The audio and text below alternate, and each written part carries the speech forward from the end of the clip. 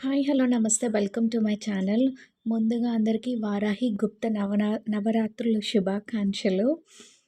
ఇప్పుడు ఈరోజు జూన్ 26 కదా! ఫస్ట్ డే వ్లాగ్ అనమాట.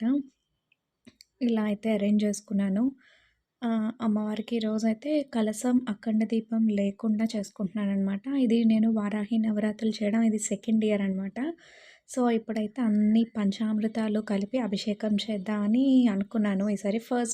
రోజు చేయను. ఫస్ట్ డే ఒక్కరోజే కాబట్టి ఫస్ట్ డే ఇదంతా అలంకరించుకోవడానికి ఇవన్నిటికి కొంచెం టైం పడుతది. సో, ఇలా అలంకరించుకున్న తర్వాత ముందుగా వినాయకుడికి పూజ చేసిన తర్వాత అప్పుడు మన మనసులో ఉన్న కోరిక వినాయకుడికి చెప్పుకొని ధూపదీప నైవేద్యాలు ఇచ్చిన తర్వాత వారాహి అమ్మని అలంకరించుకొని వస్త్రం అది వేసి పువ్వులు వాటన్నిటితో వారాహి అమ్మవారికి ఏ పువ్వులైనా ఇష్టమే, ఏ పళ్ళైనా ఇష్టమే. కాకపోతే ఏంటంటే భూమిలో దొరికిన పదార్థాలంటే ఎక్కువ ఇష్టం కదా!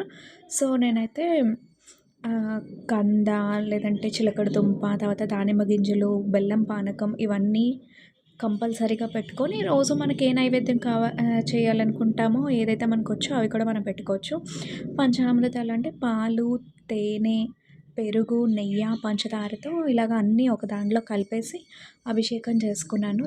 ఫస్ట్ శుద్ధ జలంతో చేసిన తర్వాత దాంతో చేయాలి. తర్వాత మళ్ళీ శుద్ధ జలం వేసి గంధంతోని, కుంకుమతోని, పసుపుతోని కూడా అభిషేకం చేసుకున్నాను.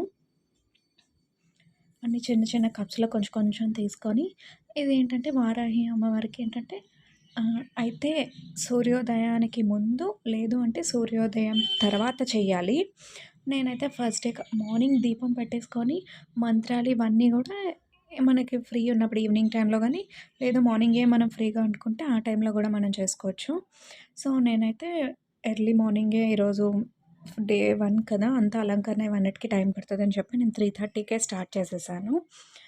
సో, ఇలాగా అభిషేకం అంతా అయిన తర్వాత మళ్ళీ ఒక్కసారి శుద్ధ జలంతో అభిషేకం చేసిన తర్వాత అమ్మవారిని ధూపము, హారతి ఇవన్నీ ఇచ్చి మళ్ళీ నీట్‌గా అంటే అభిషేకం అంటే ఏంటి స్నానం చేపించినట్టే కదా! స్నానం చేసి మనం ఎలా అలంకరించుకుంటామో అలాగే అమ్మవారికి కూడా అలంకరించి అదే మొత్తం అదంతా ధూపం అదంతా ఇచ్చేసాను నేను.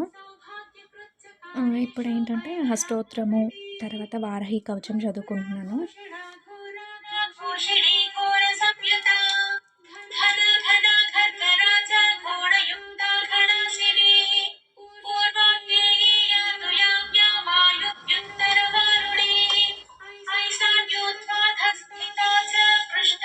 ఇలాగ మంత్రాలు ఇవన్నీ చదువుకున్న తర్వాత ఈరోజు నేను అమ్మవారికి పెట్టుకున్న నైవేద్యం ఏంటంటే పాయసము. ఇవన్నీ చెప్పాను కదా!